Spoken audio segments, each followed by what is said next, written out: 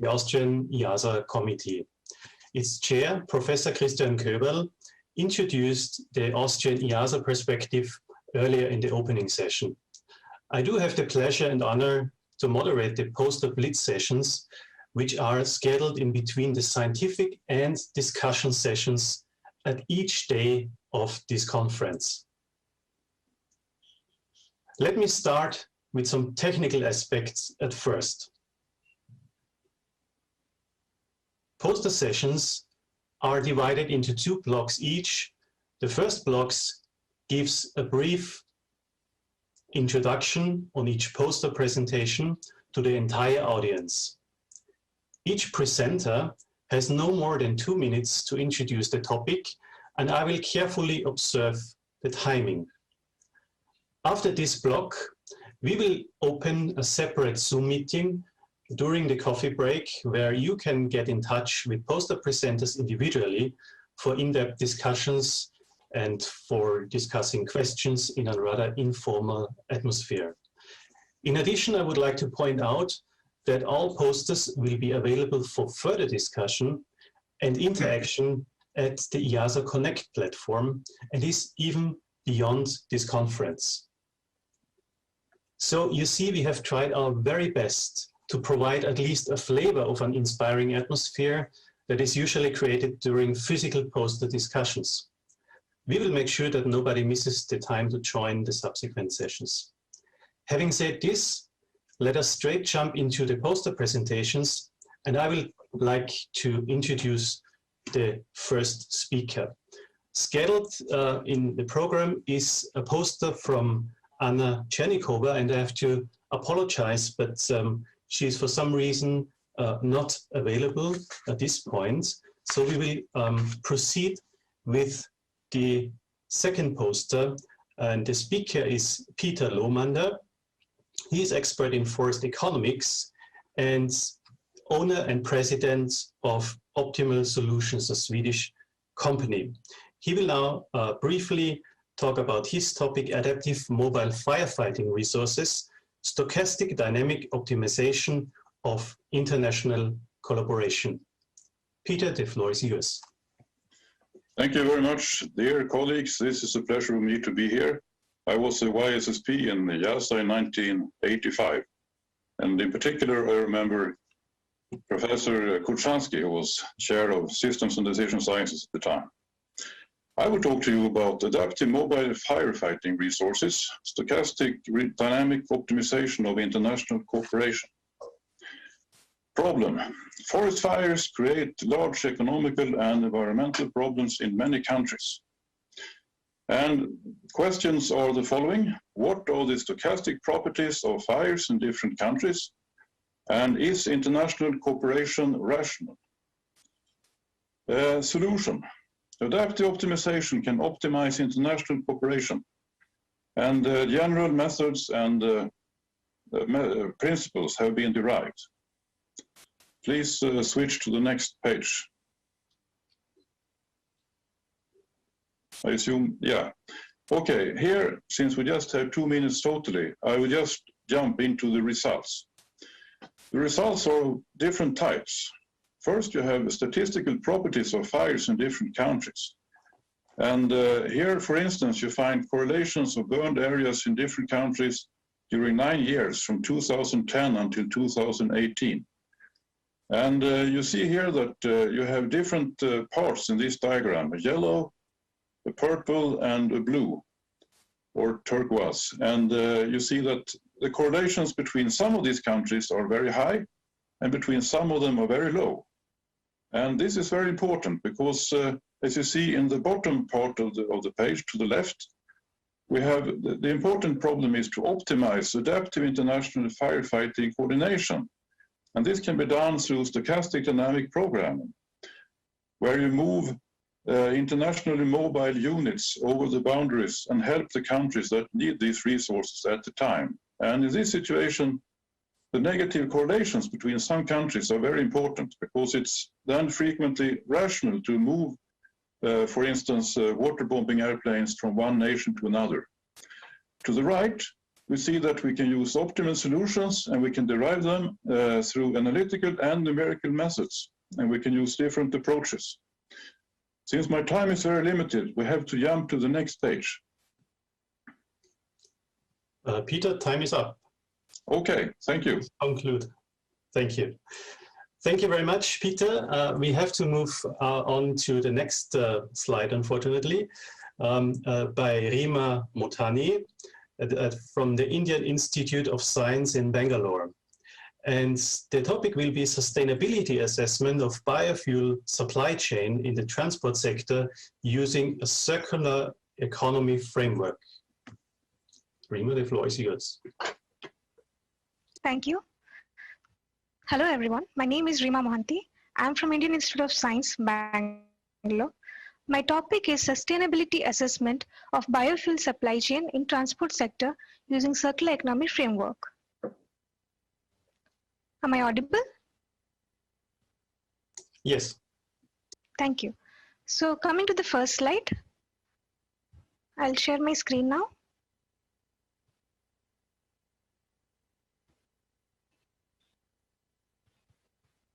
Your slide is already visible. Okay, thank you. So can I change my slide? I'm not able to change my slide, the slide one.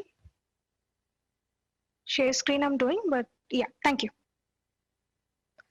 So can you see my slide now? Yes. So the first slide talks about the research background. Well, there is a continuous worry about the depletion of fossil fuel, emissions of carcinogenic gases. For that reason, there is a need of a clean and renewable energy. Therefore, in Indian Institute of Science, we profoundly work on a cleaner supply of energy. We have taken biofuel as a cleaner resource. For that, we have taken the circular economy framework. Well, the circular economy framework does wonder that the linear economy framework doesn't do. It actually connects the subsystems between the entire system, and it shows that there is an interdependency between all the blocks. Now coming to the research work. In the research work part, we have done the sustainability assessment under this framework. There are two indicators we have focused on. One is economic, second one is environmental. In the economic part, we have actually gone for profit maximization by these data we have collected of the proposed ethanol biofuel plant that is situated in Karnataka, a state in India. In the state of Karnataka, we are actually collecting the data so that we can propose a 2G ethanol biofuel plant. The first indicator shows that we are actually going for very much uncertainties and randomness. So for that reason, we have taken the use of a very heuristic approach, a heuristic optimization technique, a modern optimization technique that is known as particle storm optimization technique. And it shows a good result that eventually with the increase of years, the profit increases. On the other hand, for the environment indicator, we have gone for the life cycle assessment technique, as well as I'm working on the PSO algorithm too. And in this part, we are seeing that there is a huge increase in the amount of nitrogen oxides. The probable reason can be the huge use of the pesticides and chemical fertilizers. So one of the solutions for it can be abolishment of the pesticides and use of green manure. Thank you. Thank you, Rima. Very topical indeed. I would like to introduce the next speaker, the next poster from Yanai Sagin. She is affiliated with the Association of the Conservation of Biodiversity of Kazakhstan. And the title of this poster is Sustainability of the Urban and Rural Regions Development in Central Asia. Yanai, the floor is yours. Hello, everybody. Thank you very much for this opportunity. So as you may see, the title of my presentation is related to sustainability of the urban and rural regions in Central Asia. So on the top of my image, you may see Aral Sea area. And currently we work on these issues with support from the World Bank. So please check this first web link. It calls Disruptive Aral. So you may get a lot of information what we're trying to work on and what kind of innovative technologies could be used on the Aral Sea basin. And one of the opportunities are related to the groundwater use, because we have about 31 billion cubic meters, and it will be reasonable to use efficiently these groundwater resources. And connected issue is on the bottom images from the Nur-Sultan city, which is in development on the north part of Kazakhstan. So you may see a similar situation, that expansion of the cities actually distract the environment. As you may see, wetlands and lakes are shrinking also. So you may see the similarities that people disturb the environment, and we distract nature and eliminate some wetlands and lakes. So it will be rational to work on this issue and develop some tools, methodologies, what could be developed to keep the good balance of rural and urban areas development. So you may check another link, is from Germany. We are working currently on this project with support from the German government. The project calls Client 2. Could you move on the next image, please? On the second one. So you may see this information about our German project, which calls Tereza, Urban Water Management, German expertise for Kazakh cities. So you may see that development of the cities distract much natural environment, and we actually distract natural filtration, that water doesn't filtrate well underground, and mostly we have runoff. So how we can find the right balance and to have a proper filtration of the water and to have to reuse this groundwater in the future. So our research project is related to this issue. So we hope to develop some tools, modeling tools, and these tools could be applied for RLC region. So working on the Nazarbayev University campus on the north part of Kazakhstan, we will develop a proper tools to monitor and to see surface water movement, underground water movement, and potentially it could be applied for the RLC region. So I saw on your website of IIASA that you are very strong in modeling and you have a lot of excellent models. So I invite you to cooperate with us, and you may share your expertise in modeling, and we are looking for the partners from Austria. And Vienna is very strong in this sustainable development, keeping this good balance of urban-rural development. So you're welcome to join my presentation, and we'll discuss more. Thank you very much. Thank you very much to all poster presenters of today's Blitz poster session. I think that shows really in a nutshell and very compressed, I'm very well aware of this, the diversity and the huge amount of different topics to be touched at IIASA's research and together with international collaborations. So let us now straight jump into the poster presentations, and I will introduce the first speaker. This is Veronika Ginsberg from the Institute of Global Climate and Ecology. And she will introduce her poster on black carbon in Russian Arctic, main emission sources. Veronika, the floor is yours. Thank you very much for the presentation. Dear colleagues, can you see my screen? Yes. Okay. So I would like just in this very short time to present the main results and ideas of our study on black carbon in Russian Arctic, main emission source. It was made under the support of the Russian Foundation of Basic Research project. Unfortunately, black carbon is not included in official inventories in Russia. So there are quite a lot of different researches and estimations of its emissions. But we consider that one full inventory should be made, and we as an institute who is responsible for greenhouse gases emissions in Russia are also taking this research on black carbon emissions in Russia from different type of source categories. So in our poster, which you can see in this IIASA account for this conference, you can see in more detailed results, but I would like just to stress the attention that, for example, if for all Russian territory we have main emissions of black carbon from energy production, from residential combustion, from industry, stationary sources.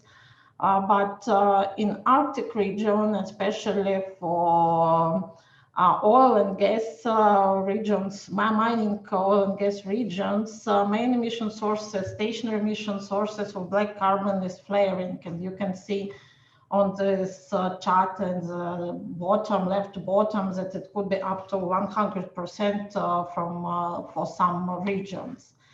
And if you look to mobile sources, then you can see them for the whole Russia, road transport is the main source, but for Arctic region, this is off-road transport and marine transport emissions.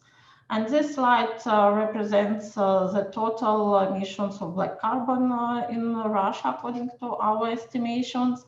This is only for anthropogenic sources. We have also inventory for forest firing, but it is outside of this presentation. And you can see that for anthropogenic sources, these emissions are not very much varying from one year to another year. And according to our estimations, it's about up to 60,000 tons per year, which is much less than for many other inventories made by other authors, and particularly made by IIASA.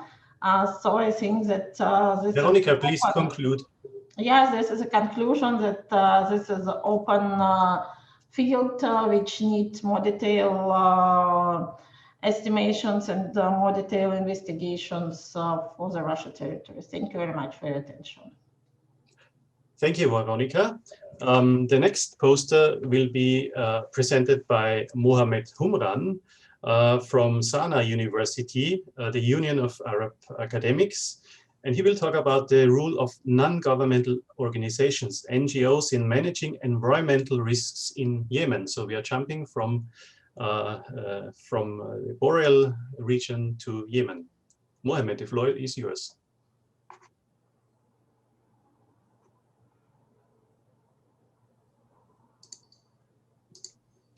Good afternoon, everyone.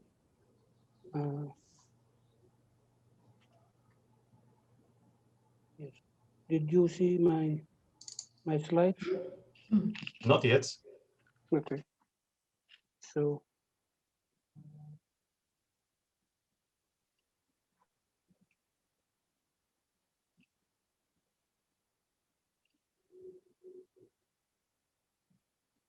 yes, this, my article talk about now it's clear.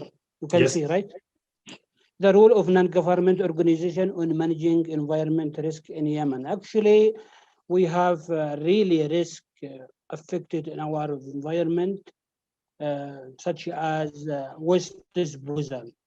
So the house waste disposal affected, especially in Sana'a city.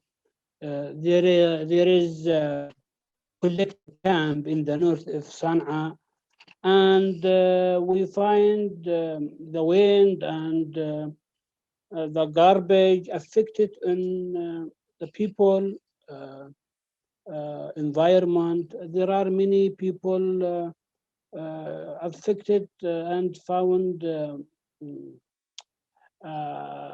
many difficulty to live there.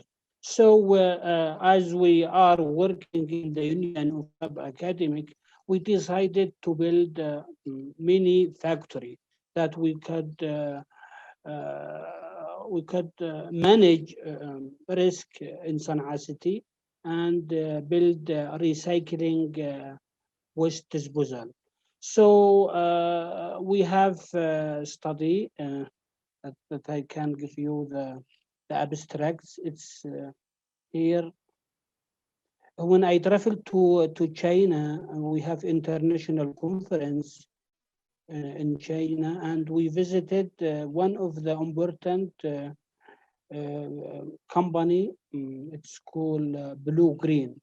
So we decided to do the same factory in Yemen, and we can serve the environment. Actually, it's really a risk because the people increased. We found that if people produce 1 kilograms per day, it will be most period we will get 60,000 ton of garbage. So it's really a risk and affected an environment. We need to find how can connect between modern technology and building many recycling plan so that we can produce electricity, and we support young inventors because we also interested in innovation and research in Sanaa. So the factory Please will conclude. help. Okay. Help more than 1,000, and the cost more $200 million. Thank you so much. Thank you very much, Mohamed.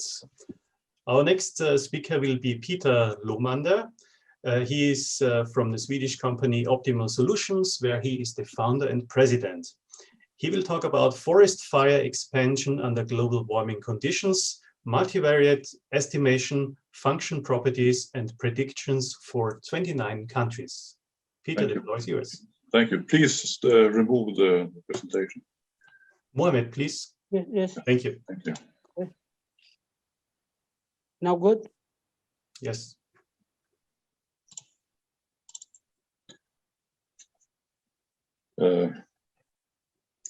Dear colleagues, it's a pleasure for me to be here. I'm Peter Lomander from Sweden. I will talk to you about forest fire expansion under global warming conditions, multivariate estimation, function properties, and predictions for 29 countries. Problem: forest fires create large economical and environmental problems in many countries. Question: how will forest fires be affected by global warming in different countries? Solution: a new prediction model has been developed. We move directly to the results, and you can read everything about the background to this particular model in the journal that I will show you on the next slide. But the results are the following. Relative burned area, B, in percent in a country is determined from the following equation. T represents the average temperature, P is the size of the population, and A is the total forest area in the country. And as you see in the function down to the left, you see that the P values are very, very low. So the precision in this function is very high. And to the right, you see table 6 with predictions of average fire areas as functions of the level of change in the average temperature in the different countries. And there you can see, if you can look at different countries, and you can say that DT is 0 represents the present situation, and DT is +1 is what happens if the temperature increases by 1 degree. Main conclusions. The estimated model predicts that global warming will increase the areas of forest fires. The future developments of expected forest fire areas in the 29 countries have been predicted for alternative levels of global warming. And here you can download the article that describes this exactly, and you can also find misprints and related research and contact information. And I really want you to look at the related research link, because there you can find many other articles with very much related contents on global warming and such effects. Thank you very much. Thank you very much, Peter. Now it's time to introduce the first speaker. That will be Purnima Kumar from the Center for Study of Science, Technology and Policy from India. And she will now introduce her topic, Sustainable Alternative Futures for Urbanization in India. And I think that's a very excellent start and transition from the talk we heard just now. Purnima, the floor is yours.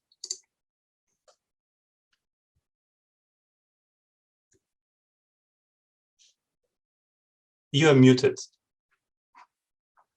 Right. Thanks, Victor. Hi, everybody. Today I'm going to share some results from the Sustainable Alternative Futures for India model, which is a system dynamics-based decision support system that looks at the resource and emissions implications of meeting developmental goals alongside growing aspirations in India. I want to start by acknowledging my co-authors, Ramya and Kaveri, on this paper. Next slide, please. Okay, so I'm going to give you an overview of the sustainable urbanization part of our study because we only have a few minutes. It focuses primarily on the housing and transport modules and the impacts of their interactions on other modules like industries, food and agriculture, land and water. We have an annually computed housing shortage based on a variety of factors like tenure, dilapidation, and so forth. Housing construction determines resource demand, which is met by the industry and water modules on the top right.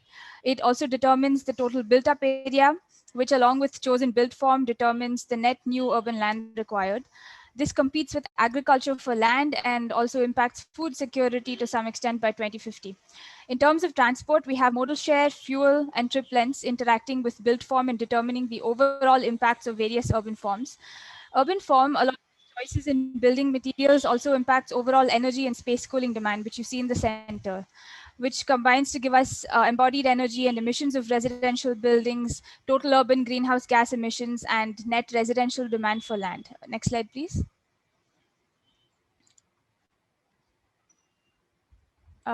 Yeah, thanks. So to just quickly wrap this up, we looked at 4 broad urban form scenarios, which you see on the bottom left. And we selected these based on different combinations of built form, which was sprawl and compact, and transport, private and public transport heavy transport patterns. We also looked at 3 scenarios for construction materials, which you see on the top left. In conclusion, we found that compact form was the best form. Compact form and sprawl both have the highest emissions when you combine them with private transport. In the sprawl scenario, this is due to larger trip lengths, and in the compact scenario, it's due to urban heat island effects coming in and lower green space. But when you combine public transport and our best case material scenario with compact form, this really helped to lower overall energy demand, greenhouse gas emissions, and also offered higher open space and public transport, which are desirable for a decent quality of life. So if you'd like more details into our study, next slide, please. Yeah, please feel free to contact us at purnima@cstep.in or safari@cstep.in. Thank you. Thank you very much, Purnima, for this comprehensive presentation.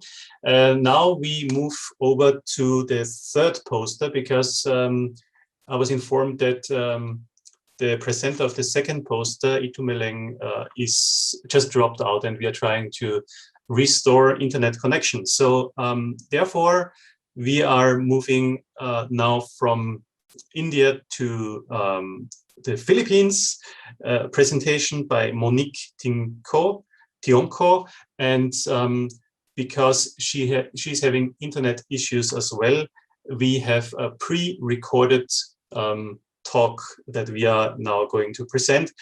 She's affiliated with the Manila University, and her topic is analyzing the entrepreneurial ecosystem using an integrative system-based framework in Philippine social enterprises. So I'm asking my colleagues to start the recorded talk. This study is about analyzing the entrepreneurial ecosystem using an integrative system-based framework in Philippine social enterprises. We attempt to provide a holistic view of the entrepreneurial ecosystem of social enterprises by visualizing complex interactions between and among social, cultural, environmental, and economic contexts using the cultural adaptation template and feedback-guided analysis to understand the contribution of the entrepreneurial ecosystem in sustaining operations and social impact, particularly in the Philippine setting. In here, the feedback-guided analysis is followed for the development of a conceptual model through the cultural adaptation template as a high-level overview template, which was translated to a more focused problem space diagram containing relevant issues. In this case, the social entrepreneurial ecosystem problem space. The adaptation of the framework is then used to drive the value of key variables in the specific system of interests to better understand system behavior, identify leverage points, and design scenarios to unravel the underlying processes in generating economic and social value.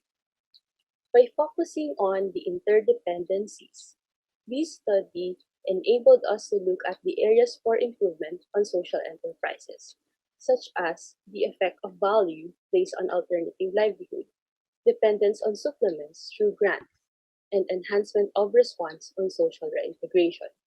These were further elaborated in the limits to growth and underinvestment system archetypes, where the level of commitment to social mission is revealed to be a critical aspect to avoid profit-passion trade-offs while accommodating new market opportunities and shaping the entrepreneurial ecosystem to achieve sustained social impact. The conceptual models may therefore be of practical help to social enterprises by referring to them as an assessment tool to inform how interdependencies can reveal problematic systems and suggest points of lasting intervention. I do hope we can now listen to one of the presenters, Itumeleng Selebalo, from the University of Witwatersrand in South Africa. She happens to be the best poster awardee of the last analysis in Africa, systems analysis conference in Africa. And therefore, I would like to invite her now to present her poster in just 2 minutes, a systematic analysis of the environmental impacts of gold mining in South Africa. Itumeleng, the stage is yours. Hello, everyone. Okay, awesome. So I'm presenting my master's project, which is based on water catchment, water resource protection, water catchments in South Africa. So as a strategic water area, the Beta River catchment is basically responsible for contributing high water volumes and groundwater recharge. The Olifants River catchment is one of South Africa's most economically viable catchment. So it supports like conservation area, large areas of farming and mining. So as part of the problem, I was assessing the impact of gold mining in the Bleda on how that will impact groundwater contamination, and then how that will impact the purpose of the contribution of the catchment in terms of water availability in the Olifants River catchments. May I please have the second slide? So basically, the modeling process involved model conceptualization, but I created a very extensive model trying to represent the gold mining process in terms of ore mining, and also leading on to processes such as wastewater production in the mining industry, and that how that interacts with the groundwater resources in the area. And the last poster, the last slide.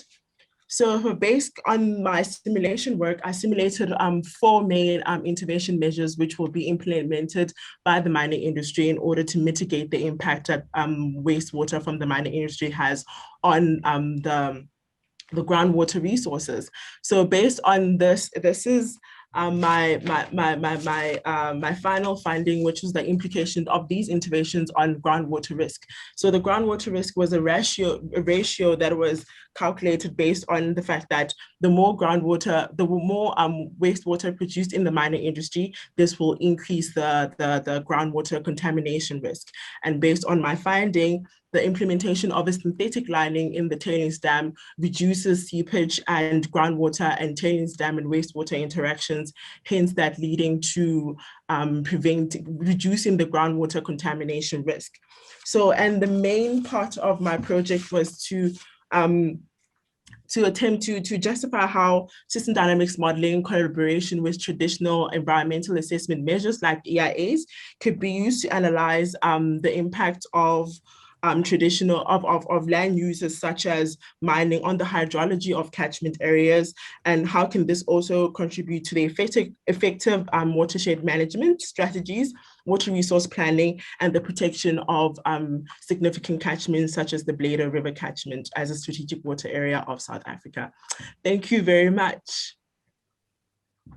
Yeah, thank you very much. Further discussion is possible and available via the IIASA Connect platform. I would like to take this opportunity to congratulate some of our junior scientists and senior scientists that participated in our poster, rapid poster sessions that we had in the symposium. And I'd like to make an announcement that we have a winner for our best poster competition. The winner is Purnima Kumar from the Center for Study of Science, Technology and Policy, CSTEP in India, for a poster on sustainable alternative futures for urbanization in India.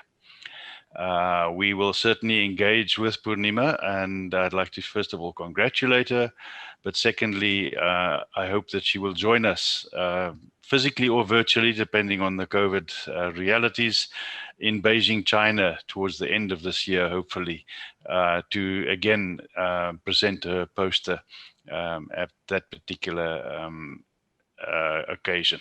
So congratulations to her and everybody involved in the research for that particular achievement.